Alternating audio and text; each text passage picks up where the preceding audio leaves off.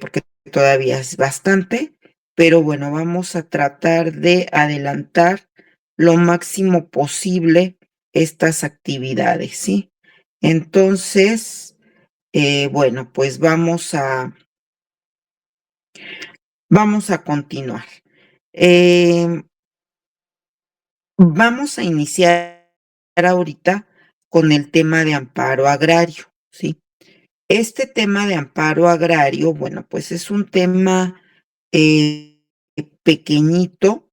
¿Por qué? Porque el amparo agrario, a pesar de ser un tema muy, muy importante, un tema que, bueno, pues para todos nosotros, pues ahora sí que la materia que sea, la materia en la cual, pues nosotros tengamos algún tipo de interés o de asunto, este tema de amparo agrario, pues siempre será importante porque va a proteger precisamente los derechos de todos aquellos que sientan que han sido violentados en sus disposiciones, en sus derechos, ¿sí? Entonces, el tema de amparo agrario siempre será un tema bastante importante. Voy a empezar a compartir con ustedes un poquito de este material, de lo que viene siendo el tema de amparo agrario, pero antes quisiera comentarles algo importante en relación precisamente con esto del amparo. Fíjense que en cuanto a este amparo agrario, bueno, de inicio, no sé si ustedes lo recuerden, habíamos comentado en algún momento, históricamente hablando, ¿sí? Como parte de la historia. Voy a empezar a compartirles pantalla, espero me escuchen y me vean. Habíamos comentado como parte de la historia que hubo un momento en el cual el amparo agrario históricamente se prohibió. Y entonces los sujetos agrarios se sintieron en aquel momento, ¿verdad? Completamente indefensos porque el amparo, bueno, es un recurso muy importante que tenemos precisamente para solicitar la protección de la justicia, en este caso en materia agraria. Pero hubo un momento en el cual esto se perdió ese derecho. Obviamente fue un pequeño tiempo, no fue mucho, y afortunadamente después todo volvió a la normalidad. Pero vamos a ver que en la actualidad, bueno, haciendo un poquito de historia antes de pasar a la actualidad, vamos a ver que hubo un momento después de esta situación histórica en que el amparo era para los sujetos de campo tan importantes porque ya lo habían perdido, en un momento dado lo perdieron, que entonces ya no se reguló en la ley de la materia, es decir, en la ley agraria, sino que se reguló en la ley de amparo. Y fíjense que hace muchos, muchos, muchos años, como antes más o menos de una reforma muy importante que hubo a la ley de amparo por ahí del 2001, antes de eso, 2001, antes de esa reforma, el amparo agrario estaba concentrado única y exclusivamente en un título segundo del amparo agrario, que iba como del artículo 219 al 220 y tantos. eh, o sea, no era tampoco muy extenso, ¿sí? Pero estaba concentrado ahí. Entonces, era pues importantísimo y muy fácil de poder encontrar lo referente al amparo agrario. Ujú. Pero después, eh, por algunas reformas o modificaciones, se perdieron estos artículos y bueno, pues ya no se pudo continuar con ese capítulo, ¿sí? Y entonces, bueno, desde ese momento, eh, denme un segundo, por favor.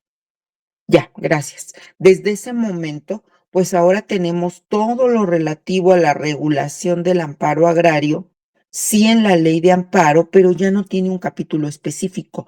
Es decir, ya no encontramos juntos, reunidos, congregados en un solo capítulo, lo relativo precisamente a ese amparo agrario, ¿sí? Entonces, bueno, pues hubo, como les digo, varias reformas, varias modificaciones y bueno, finalmente eso fue lo que sucedió.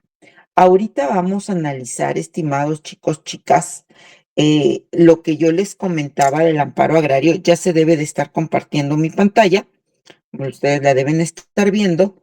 Y bueno, aquí vamos a ver, ¿verdad? Así rápido. Miren, aquí yo, por ejemplo, les busqué rápido, ¿sí? ¿En qué artículo se regulaba el amparo agrario en la ley de amparo? Y dice, la abrogada, o sea, la ley abrogada de amparo de 1936, antes de la ley vigente de 2013, estaba regulado en el libro segundo del amparo en materia agraria, como yo les decía, del 212 al 234. Y allí estaba todo reunido, todo congregado. El artículo clave para empezar a estudiarlo es el 212, porque ahí se establecía en qué casos procedía la protección especial en materia agraria a los ejidos, comunidades, ejidatarios, comuneros, etcétera. ¿Sí? Entonces, del 212 al 234 de la ley de amparo estaba regulado ahí en ese libro segundo. Ajá. Pero como les digo ya, y lo dice aquí, ¿verdad?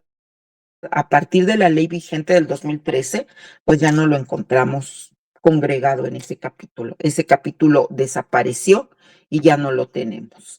Ahora, vamos a analizar aquí qué es y para qué sirve un juicio de amparo en términos generales, ¿sí? Y bueno, vamos a leer el segundo párrafo. Dice, es el principal instrumento de defensa de los derechos del individuo contra los actos de autoridad ante los sistemas jurídicos, así como normas que vulneran los derechos reconocidos en la Constitución o tratados internacionales en los que el Estado participe, lo que significa que es una garantía para todo ciudadano, ¿sí? En términos generales. Entonces, es un instrumento de defensa contra actos de autoridad. Ajá. Todo esto lo tienen en su plataforma. Ujú. ¿Cuál es la finalidad de un amparo? Resolver toda controversia que se suscite por leyes o actos de autoridad que violen garantías individuales o por leyes o actos de autoridades de estos que vadan la esfera de la autoridad federal. Ahora, ¿qué es un juicio de amparo agrario? Ya entrando en materia agraria.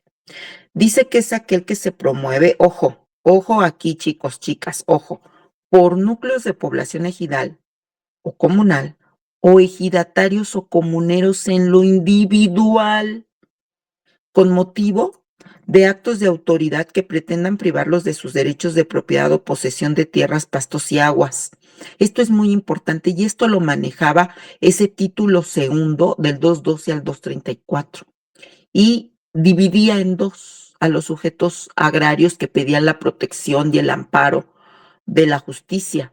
Y decía que se tenía que regular dependiendo si los sujetos agrarios solicitaban esta protección de manera individual o lo solicitaban como núcleos de población, ejidos o comunidades. Recuerden que un ejido o una comunidad tiene por lo menos mínimo 20 personas. Ujú. Y bueno, aquí nos dice que los tribunales colegiados de circuito son competentes para conocer del juicio de amparo directo y la competencia de los tribunales se fija de acuerdo con la residencia de la autoridad que haya dictado el acto reclamado y atendiendo a la especialización por materia. Aquí en su plataforma yo les compartí un manual del amparo en materia agraria. Es un manual pequeñito, nos explica bastante, pero más que nada nos explica de cómo estaba regulado en ese capítulo o título segundo del 212 al 234. Y miren, aquí les estoy compartiendo unos formatitos tipo machotes, ¿sí? De cómo la Procuraduría Agraria también. ¿Se acuerdan que para el juicio normal, el juicio en primera instancia, la Procuraduría coadyuva por escrito en la elaboración de las demandas iniciales, cuando pueden ser por comparecencia por parte del actor y del demandado. Bueno, aquí también en el amparo la Procuraduría apoya con estos formatitos, o sea, la Procuraduría siempre está atenta y presente a las necesidades, ¿sí? Entonces, miren, aquí viene, y todo esto viene en su plataforma, ¿eh? Yo se los compartí. Entonces, aquí están estos machotitos que en un momento dado ustedes pues pueden checar, ujú, para que puedan verlos. Entonces, esto es por lo que corresponde al manual del juicio de amparo. Y aquí, bueno, también vemos en esta revista de los tribunales agrarios, ¿sí? Algo importante, miren, aquí se los pongo hasta arriba, hasta arriba, hasta arriba. Amparo, el amparo en materia agraria, el juicio de amparo y los derechos fundamentales, ¿sí? Página 39 y página 65, también lo pueden checar. Y aquí, bueno, es un documento muy pequeñito que nos habla de el amparo en materia agraria y obviamente nuestro libro base. Pero hay una situación, una situación. Nuestra presidenta hubo un momento dado en que dijo, tras recientes modificaciones constitucionales a la ley en la materia, sí, tristemente quiere dejarnos en ese estado de indefensión en materia agraria. ¿Qué concluimos de este tema del amparo en materia agraria? Pues el amparo en materia agraria, estimados chicos y chicas, no quiero decir que sea igual que el amparo en cualquier otra materia, pero en relación con sus bases, a sus principios, a sus fundamentos, es lo mismo que el amparo en cualquier otra materia. Ya no hay un capítulo específico del amparo agrario como lo hubo antes en la ley anterior de amparo, que estaba en ese título segundo del 212 al 234. Hoy en día todas las disposiciones en materia de amparo se encuentran distribuidas en diversos artículos de la ley de amparo, ¿sí? Y por lo general se regulan pues con las disposiciones eh, generales de cualquier otro amparo, o sea, ya no hay una disposición específica, ¿sí? Entonces, eso es lo que podemos comentar de el amparo en materia agraria. Y aquí una situación importante que les quiero comentar, ya ven que de repente cambio a sus perfiles, bueno, que les quiero comentar, para efectos del examen que vamos a tener y que si no me equivoco es este sábado que viene, ¿sí, verdad, chicos? Este sábado. Sí, ajá, si no me equivoco es este sábado, eh, este tema de amparo no viene. Sí, el tema de amparo no se incluye. No se incluye en el examen, entonces no se preocupen por ese punto. Ujú. Bueno, ok, después de esto del amparo, estimados y estimadas, nos vamos a ir a um, amparo, al tema, aquí está, al tema de Procuraduría Agraria, ¿sí? Este tema de Procuraduría Agraria, bueno, aquí les tengo algún resumito pequeñito, ¿sí? En una diapositiva que ustedes tienen en su plataforma, que nos dice que la Procuraduría Agraria se regula del artículo 134 en adelante de la Ley Agraria. Aquí tenemos, por ejemplo, bueno, una presentación, esta no la vamos a ver, y aquí tenemos también nuestra ley agraria, en donde vamos a leer un poquito lo relativo a la Procuraduría a partir del 134 en adelante, que lo tenemos aquí. Bueno, yo sí quiero confesar algo. Me declaro culpable, chicos, chicas. Me declaro culpable de decirles, y ustedes lo saben porque yo no lo he ocultado, ¿verdad? Que bueno, yo trabajé en la Procuraduría Agraria y que para mí la Procuraduría Agraria fue, es y será un organismo muy importante, un organismo de completo y total apoyo para los sujetos agrarios, que en conclusión brinda asesoría, procura Acuérdense que no imparte, procura justicia en materia agraria por medio de conciliación. Concilia. La Procuraduría trata de resolver los asuntos mediante conciliación y además lo hace de una manera gratuita. Por eso se dicen en algunos de sus principales artículos que la Procuraduría Agraria tiene funciones de servicio social. ¿Por qué? Porque todo es gratuito. Todo es gratuito. Cuando nosotros hacemos el servicio social, pues también lo hacemos de manera gratuita, ¿verdad? No nos pagan nada, bueno, si acaso por ahí para nuestros pasajes, pero por eso dice que tienen funciones de servicio social. Vamos a leer algunos artículos de la Procuraduría Agraria, de este título que lo tengo aquí compartiéndoselos en pantalla, de este título séptimo de la Procuraduría Agraria. Vamos a leer algunos. Miren, dice, la Procuraduría Agraria es un organismo descentralizado de la Administración Pública Federal, con personalidad jurídica, patrimonio propio y sectorizado en la Secretaría de Reforma Agraria. Es importante saber que la Procuraduría cuenta con personalidad jurídica y también con patrimonio propio. El 135 nos dice algo que les acabo de comentar. Dice, tiene funciones de servicio social. Está encargada de la defensa de los derechos aquí de todos los sujetos agrarios, miren, ejidatarios, comuneros, sucesores de ejidatarios o comuneros, ejidos, comunidades, pequeños propietarios, avecindados, jornaleros, etcétera, mediante la aplicación de las atribuciones que le confiere la ley y su reglamento, cuando así lo soliciten o de oficio. Es muy importante recordar, estimados y estimadas, que existe también un reglamento de la Procuraduría Agraria, un reglamento interno. Entonces, en muchas ocasiones nos vamos al reglamento interno para disipar algunas dudas, algunas lagunas.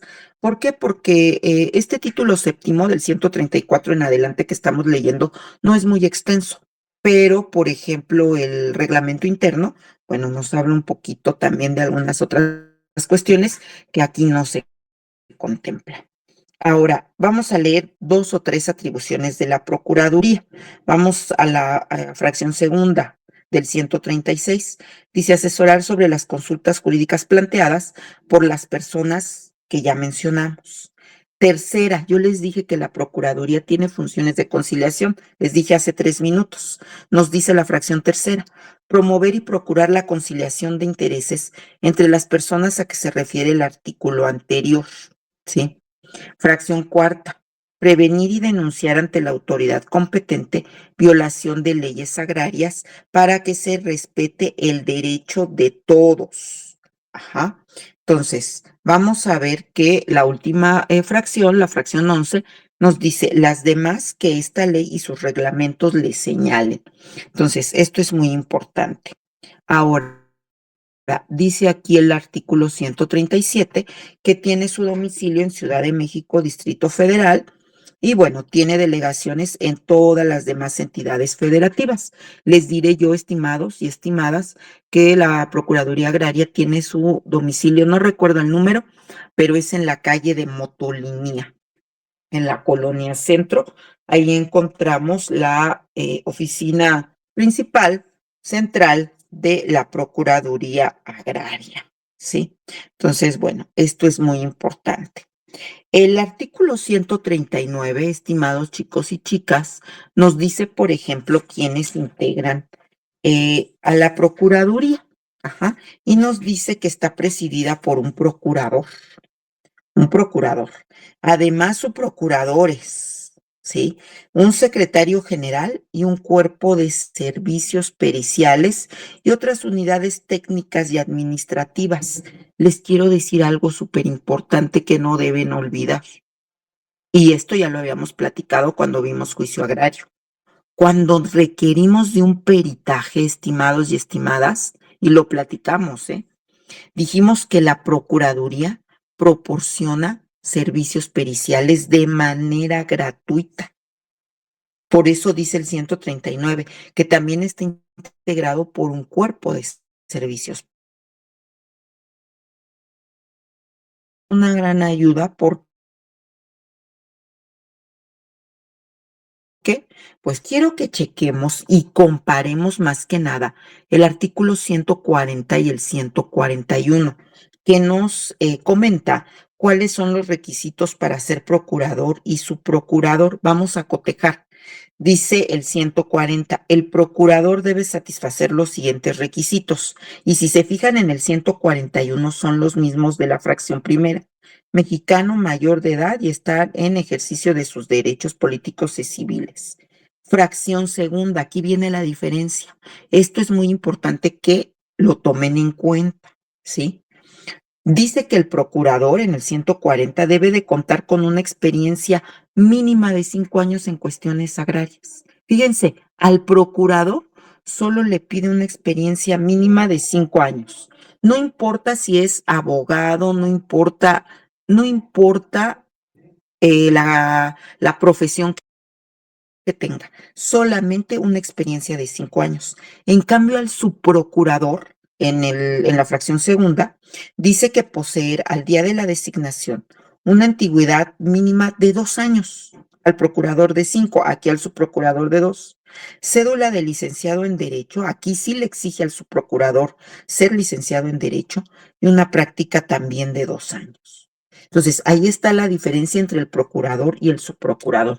El procurador no se le exige ser licenciado en Derecho. Al subprocurador sí. Al subprocurador sí, con una práctica de 2 años. Y ya la fracción tercera es lo mismo, buena reputación. ¿Ok? Ahora, ¿quién lo nombra? Dice el artículo 142. El procurador será nombrado y removido libremente por el presidente, en este caso la presidenta de la República. Y el 143, los subprocuradores y el secretario serán nombrados y removidos también por el presidente o presidenta, pero a propuesta de la secretaría o del secretario de Reforma Agraria, ¿sí? Entonces, eso es muy importante. Yo a veces digo, bueno, si mi compadre, ¿verdad? No es licenciado en Derecho y tiene una antigüedad, pues que sea procurador, ¿no? ¿Por qué? Porque quien designa al procurador es el presidente o presidenta de nuestro país, ¿sí? Y no le piden nada más que esa, esa experiencia, ¿sí? Esa experiencia al procurador de 5 años en cuestiones agrarias. Ujú. Bueno. Vámonos al 147, que es lo que les comentaba yo de el cuerpo de servicios periciales, que dice se integrará por los expertos en distintas disciplinas profesionales y técnicas que requiera la Procuraduría y tendrá a su cargo la realización de estudios, peritajes, consultas, dictámenes que le requiera la dependencia.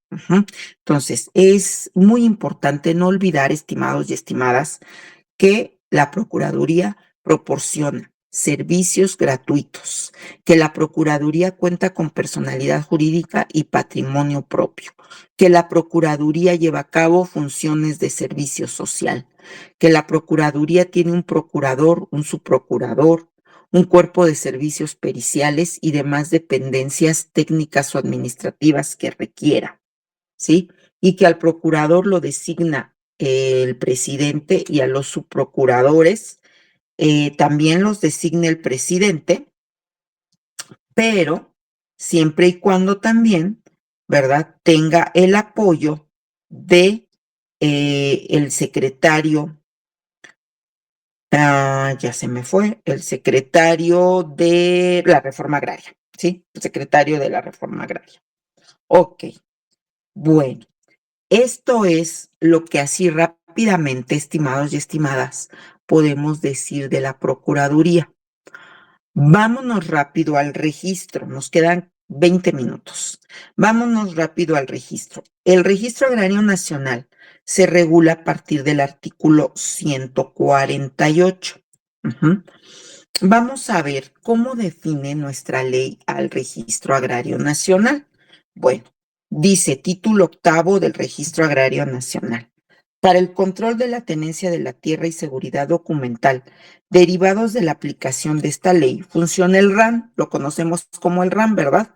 Registro Agrario Nacional, como órgano desconcentrado de la Secretaría de la Reforma Agraria, en el que se inscribirán documentos en que consten operaciones originales y modificaciones que sufra la propiedad y los derechos sobre propiedad ejidal o comunal. Fíjense, estimados y estimadas, que es muy importante lo que dice aquí. Se van a inscribir en el RAN documentos, operaciones, pero además, chicos, chicas, además, todo lo que en un momento dado se modifique. ¿Por qué? Porque hay veces que queremos ir al RAN a pedir, no sé, lo que sea, un acta de asamblea, un certificado de derechos agrarios.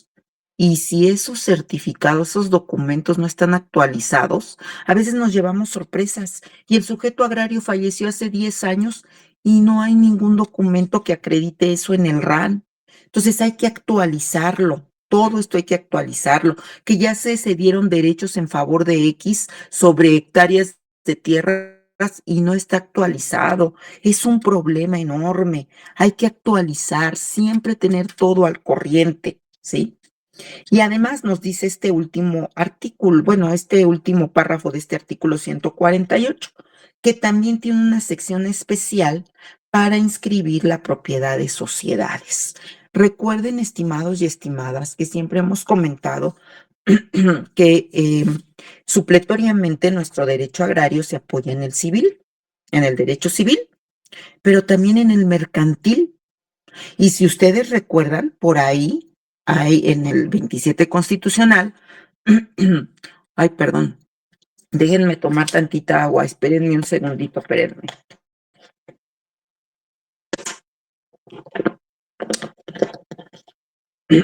Gracias, gracias, estimados y estimadas abogadas y abogados.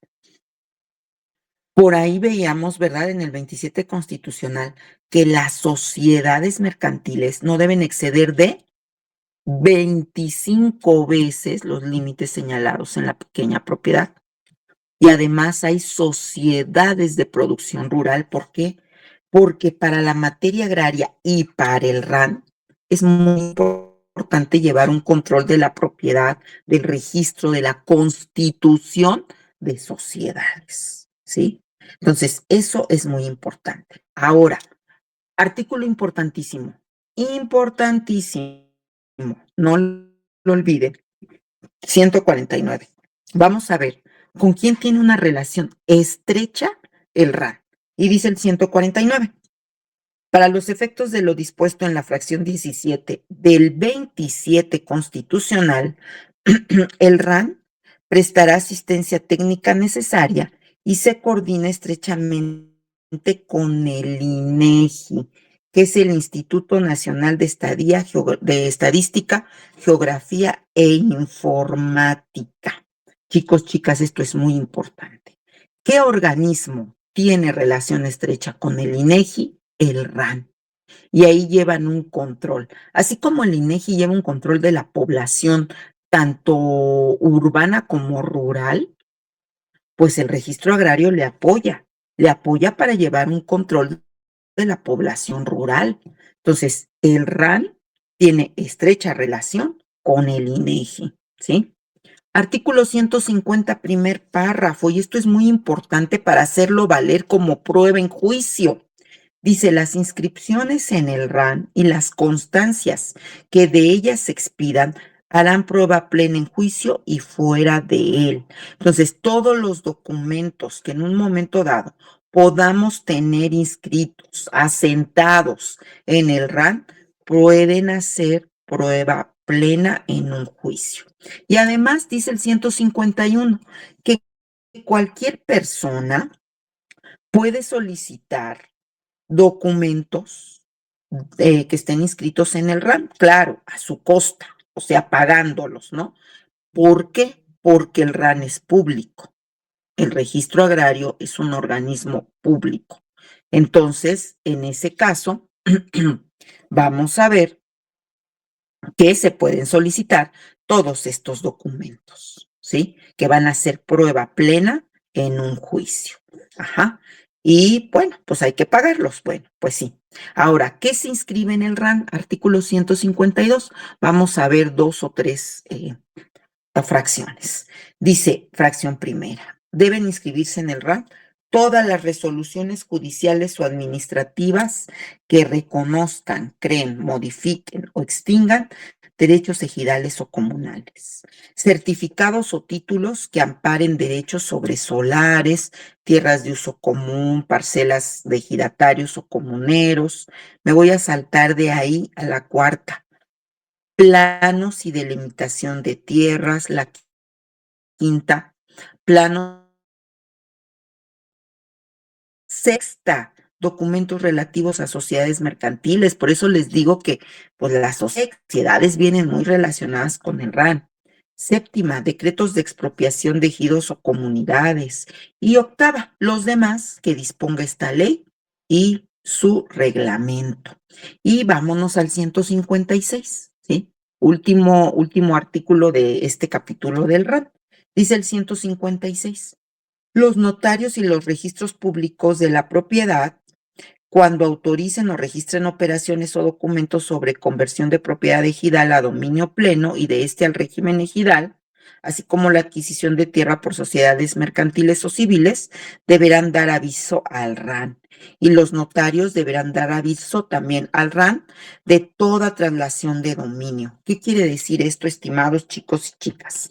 Que todos eh, los actos que lleve a cabo el RAN, todas las acciones, modificaciones, inscripciones, documentos que dé de alta, etcétera, deben estar siempre bajo el visto bueno y la fe de un notario. ¿Se acuerdan cuando yo les dije que, bueno, por ejemplo, para llevar a cabo una asamblea, y es un requisito de asamblea extraordinaria, no lo olviden, que esté presente el fedatario, el notario. Y yo les dije, a lo mejor nos va a cobrar por hacer nuestra acta constitutiva, por hacer lo relativo a, no sé, verificar que todo en nuestra asamblea, el acta que se levante de la asamblea esté bien, pero nos va a permitir que en un momento dado no haya problema en todo lo que pues se resolvió en asamblea. ¿Por qué? Porque da fe pública y porque gracias a ello el RAN difícilmente va a rechazar algo que vea que viene bajo la fe de un notario. He ahí la importancia del RAN y su relación con los notarios, ¿sí? Bueno, 10 minutos. Vámonos rápido, me voy a salir de aquí. Ajá, ya vimos el amparo, ya vimos el RAN, ¿ok? Y también tenemos por aquí material de los tribunales, por ejemplo, de los tribunales agrarios.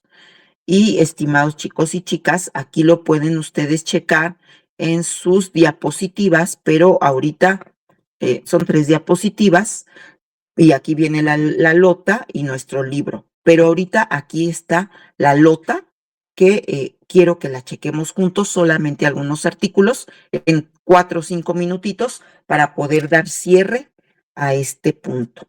Bueno, ¿qué nos dice la lota? Algo bien importante. Si ustedes quieren saber sobre los tribunales agrarios, esto no lo van a encontrar en la ley agraria. Los tribunales agrarios, mis estimados abogados y abogadas, se encuentran regulados en la LOTA, que es la ley orgánica de los tribunales agrarios. No lo olviden, tiene su ley especial, la LOTA. Ahora, ¿qué nos dice el artículo primero? Dice, los tribunales agrarios son órganos federales dotados de plena jurisdicción y autonomía para dictar sus fallos, a lo que corresponden los términos de la fracción 19 del 27 constitucional, ¿sí? Entonces, sabemos que tiene un fundamento constitucional lo referente a los tribunales agrarios, que es la fracción 19 del 27 constitucional. Ahora, ¿cuántos tipos de tribunales existen, mis estimados y estimadas abogados y abogadas? Dos, dos. El superior agrario, que es uno solo y es federal, y los unitarios que se encuentran en todos los estados de la República. ¿Cuántos son en cada estado de la república? Eso lo va a determinar el superior agrario, dependiendo de 2 puntos importantísimos. Uno, depende del territorio que abarque cada estado de la república y de las necesidades de ese estado. Por ejemplo, les voy a poner un ejemplo. Chihuahua es un estado muy grande. Tlaxcala es un estado pequeñito. No puede haber el mismo número de tribunales unitarios en Chihuahua, que es enorme, a en Tlaxcala, que es pequeño. No puede haber tampoco el mismo número de tribunales unitarios en Tlaxcala, que bueno, es más o menos centro del país y que puede haber conflictos agrarios más comunes a Chihuahua, como decíamos, que a lo mejor por ser árido, ¿verdad? Pues tal vez pudiera tener menos número de conflictos, aunque por extensión territorial, bueno, ahí tendríamos que ver el equilibrio entre la extensión y que tal vez no tuviera tantos conflictos. Pero bueno, a eso se refiere. Ahora, ¿cómo se integra el superior y cómo se integran los unitarios? Esto no lo olviden.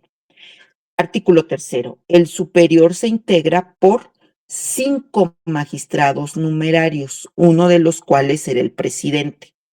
¿Sí? Y tiene su sede en Distrito Federal o Ciudad de México. Entonces, el superior, 5 numerarios con uno que es presidente. Los unitarios, solo un magistrado numerario. Solo un magistrado numerario.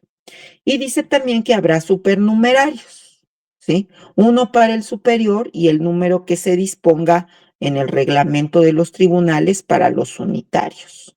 Ahora, dice el artículo cuarto, el presidente del Tribunal Superior será nombrado por el propio tribunal, o sea, por el propio Tribunal Superior. Él mismo designa quien lo preside, el propio Tribunal Superior. Y como les decía, casi en materia agraria, todo tiene una vigencia de 3 años. Aquí dice, su encargo durará 3 años y bueno, puede ser reelecto, ¿sí? Pero en materia agraria casi todo dura 3 años. Ajá. Y en sus ausencias será suplido por el magistrado que designe el propio tribunal. Ujú.